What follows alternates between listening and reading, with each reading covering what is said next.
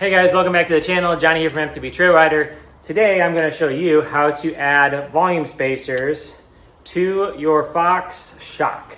This works for the Fox Float DPS and DPX Fox Float shock. And you've got several different sizes here. We're going to kind of break these down a little bit and show you how to add or remove and show you guys what these actually do for your shock and how it actually can benefit your riding and make your bike feel even that much better than what it does. So what do volume spacers or bottomless tokens actually do? What they are is actually that it reduces volume in your shock or in your fork, whatever you're trying to apply them to. In this video, we're actually putting them onto the shock, which I got here on the Polygon Siskiu T8. I've got a partnership with Bikes Online who service Polygon bikes here in the United States. If you are interested in a Polygon bike for yourself, do consider using that link in my description, as it does help tremendously grow this channel, as well as just continue working with them in the future and provide awesome content like this for you guys coming up. So volume spacers, like I said, as it reduces the volume in the shock or in the fork that you're using, what it's doing is that it's changing your suspension to be less linear and more progressive. So as you're moving through the suspension, the initial start requires a certain amount of pressure to compress your shock. Again, we're talking about shocks here. So as you, if you increase or if you decrease the volume in the shock with these volume spacers by putting a larger volume spacer in the shock, what it's doing is that now it's going to ramp up quicker. Because in an air shock, as you compress the air, it gets harder and harder to compress at the end. If you find yourself bottoming out a lot or using all of your travel in your shock once you set your sag, and again, I've done a video on this previously, I'll tag it up at the top or in the end of this video. It's a basic beginner intro guide on how to set up your suspension on your mountain bike, both in your shock and your fork. We're talking about your sag, we're talking about rebound, we're talking about compression. Now in these videos, we're talking about volume spacers and how to add or replace them. You'll have this Fox Float DPS both on their Siskiu T8 as well as their Siskiu N7, which is their Enduro model. I've done some previous content on that bike. If you would like to see that, I'm sure I'll have some more links in here somewhere. If not, just check it out on the channel somewhere. So you've done a couple rides, you find yourself, use these rings on your, these O-rings that are on your fork and your shock, use those, reset those all the way back to the base every time you start a ride, or if you do certain sections, reset it, because then it allows you to see how much travel you're actually using, and it actually you can use that for data to help tune your bike even more, to help your bike feel even better than what it already does. So you find that the O-ring is all the way at the end. You find that you're always bottoming out, and you're not even doing anything that crazy. You're not even going through anything like that gnarly. Like you might hit like a 2-foot drop here and there. You get some rocky, really techie downhill stuff. You might find yourself using a little bit more of your travel, but you probably shouldn't be bottoming out on some of these things. And so if that's the case and your sag is set properly, you probably need to add a volume spacer. That's where these come in. It's a very simple process to do. We're going to start by removing all the air in your shock.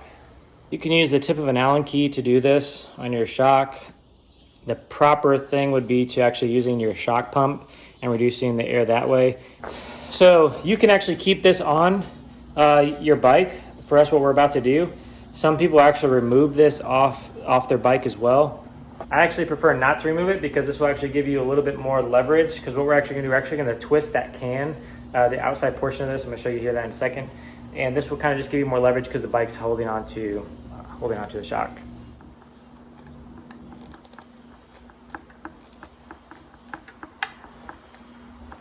It is very snug, but this is why I mentioned keeping the shock on your bike. So once you've got this open, you're going to need to get like a pick or something. You can kind of pull this dust cover off, and this is the volume spacer that's currently in there. It's the green, I believe it's the 0.4 inches cubed for the volume.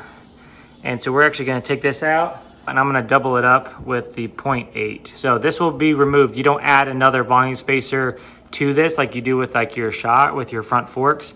So you actually remove that and replace it with the volume spacer that you want. So I apologize, I'm trying to show you guys in steps here, but working in here with the camera is kind of tough as well. So we're just trying to shift all of this up, and I've already kind of re-separated this, but once it's out, sorry, oh, yep, it just kind of falls. That came out.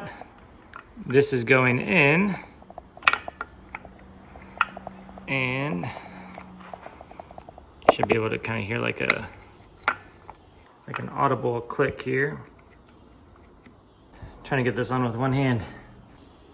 All right, so using two hands, thumb on each side, press. It is firm, but you hear an audible click, obviously, and that's what you want. We're just gonna then slide everything else up, and then we're gonna slide this can back up and twist it back on, and then we are good to go getting this installed. Anyways, once it's on, there is no air in the shock right now, so we need to pump up this in increments. I just go a little bit at a time.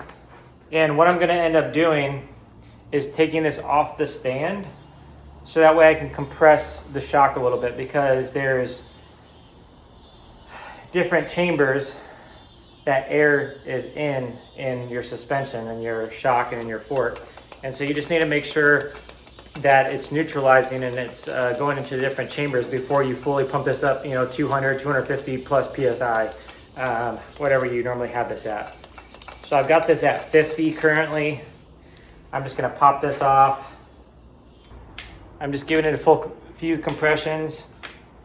Anyway, so yeah, you just wanna pump it up in that segment. If you are looking for the volume spacers, I'll have a link in the description. You can get them from Amazon, just a few bucks for the whole package. Once you take them out, or however you need to do it, just throw it back in the bag that comes in and just keep them safe, keep them clean. And that's how you add this and get it set up. So if you have any questions with the setup here, or how it's done, just reach out to me in the comments and I'll be happy to help. Thanks for watching, guys. See you next time.